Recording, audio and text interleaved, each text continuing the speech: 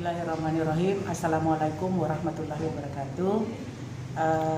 Hari ini saya ke kampus Universitas Indonesia Timur dalam rangka mengecek persiapan new normal yang akan diterapkan pemerintah.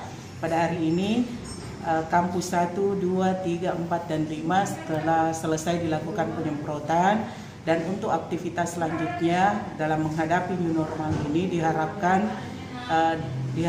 bahwa setiap pegawai tetap menerapkan aturan pada saat berada di tempat umum. Namun untuk penerapan new normal di Universitas Indonesia Timur sendiri belum serta-merta akan dilakukan kepada semua pegawai bahwa diharuskan untuk melakukan aktivitas kantor. Tetapi untuk aktivitas kantor nanti akan dibagi jam piket ataupun shift pada masing-masing program studi yang ada. Jadi untuk teman-teman yang akan melakukan aktivitas nanti, sekali lagi saya sampaikan bahwa tetap memperhatikan pembatasan jarak, kemudian harus selalu memakai masker, tetap melakukan cuci tangan sebelum atau setelah memegang suatu benda yang ada di kantor. Jadi diharapkan kepada seluruh mahasiswa yang masih mempunyai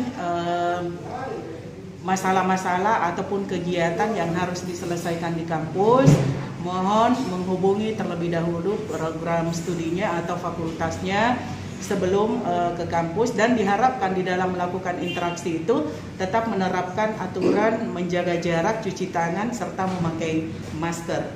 Namun untuk perkuliahan tetap dilakukan dengan cara online sampai batas waktu nanti yang ditentukan oleh pemerintah bahwa aktivitas normal ataupun wabah COVID sudah mereda atau dinyatakan sudah tidak ada lagi. Demikian informasi yang bisa saya sampaikan terkait persiapan dalam menghadapi new normal yang akan kita lakukan di kampus Universitas Indonesia Timur, baik kegiatan akademik yang akan dilakukan oleh mahasiswa maupun kegiatan administrasi yang akan dilakukan oleh pegawai.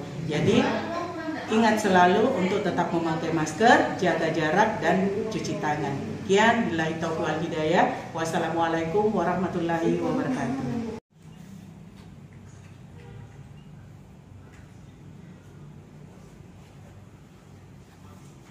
Kemarin ketika bisa sinkron kadang-kadang itu yang pindahan dari